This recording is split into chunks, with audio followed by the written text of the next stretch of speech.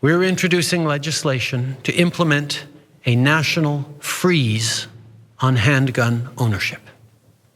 What this means is that it will no longer be possible to buy, sell, transfer, or import handguns anywhere in Canada. In other words, we're capping the market for handguns. As a further part of this new legislation, we're also fighting gun smuggling and trafficking by increasing maximum criminal penalties and providing more tools for law enforcement to investigate firearm crimes. And we'll require the permanent alteration of long gun magazines so they can never hold more than 5 rounds. These are actions that doctors, experts, and chiefs of police have been calling for years. And we're acting on their advice. Canadian Prime Minister Justin Trudeau, also, of course, our David Dole's Prime Minister up there, is talking about these new rollout of laws that they're looking to limit, now even handguns, when it comes to this, not necessarily confiscation, just limiting of more guns up there in Canada. And so this legislation that he's enacting, there's more details to this, and we'll get to some of David's thoughts in a second. But Canada already has plans to ban 1,500 types of military-style firearms and offer a mandatory buyback program that will begin at the end of the year. Trudeau said that if someone really wants to keep their assault weapon, it will be made completely inoperable. Also, Public Safety Minister Marco Mendicino called the legislation the most significant step Canada has taken in a generation.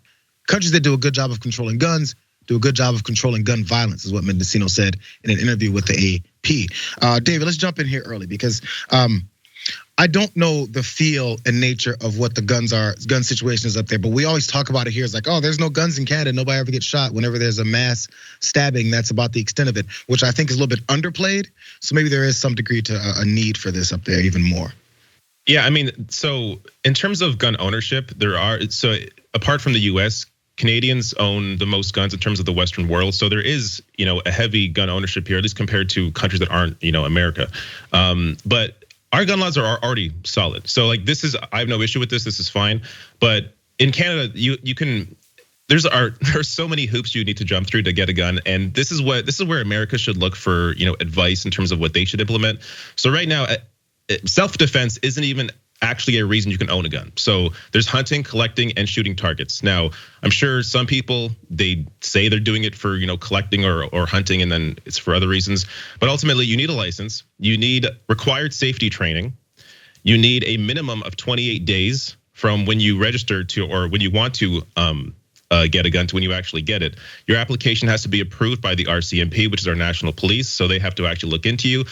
Your application has to be signed by your spouse. And if not your spouse, then somebody in your family, and they actually call and contact people in your family or close to you to see if you're somebody who should be able to own a weapon.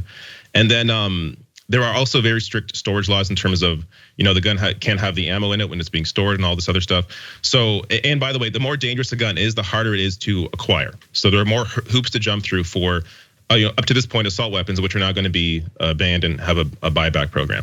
So there are already strict gun laws in place, which is why there aren't that many mass shootings here. I mean, they can still happen, but they're incredibly rare.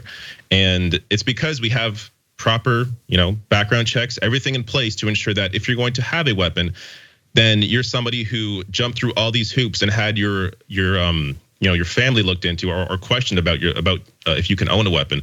So there's no, an 18-year-old isn't going to walk into a store and buy a gun and shoot up a school. That doesn't happen here because you can't do that. You have to go through all these hoops to be able to get a weapon. So these new laws here, I think, are just an added benefit into what already exists. Yeah, I'm gonna read a few more of them, and I'm gonna see if you think that this is a limitation on your rights and your ability to be a free Canadian, David. So, because the government, let's jump down to graphic 6, you guys.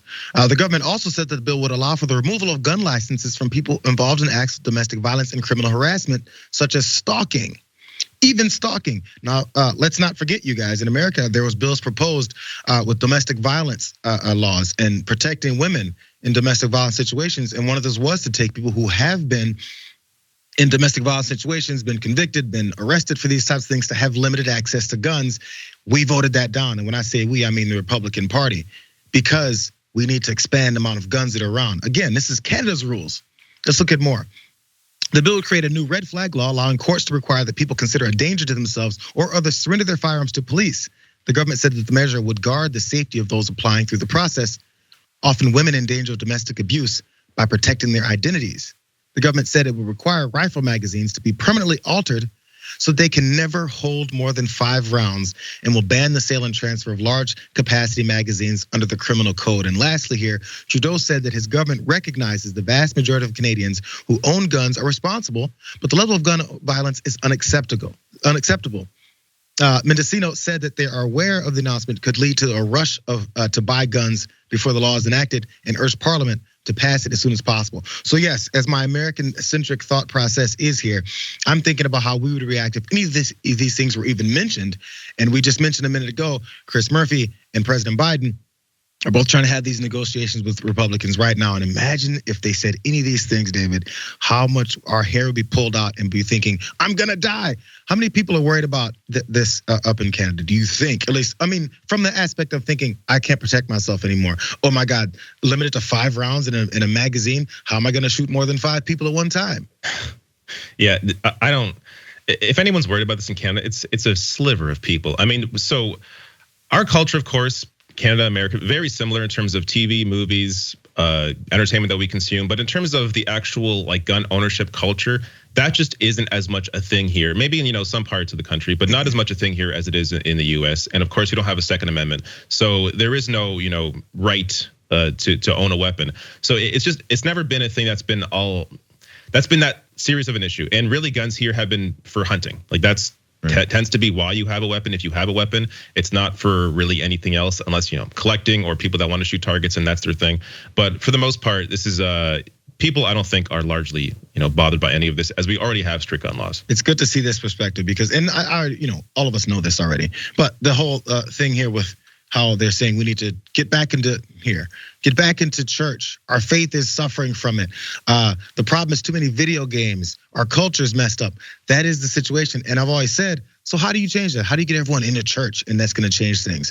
And I guess my perspective being, we need to lose our obsession with thinking we need a gun in our hands in order to feel like we're whole. But I don't know how we can reverse that. We're dug in so deep. Maybe there's some middle ground somewhere that I don't know, but there's a culture issue. And when your citizens don't expect to be able to take 5 seconds to think about shooting a large group of people, our mindset has to change. And how do we change that? Well, we got to stop telling people that that's what they need to do, especially from our leadership. Our leadership is paid to do the opposite.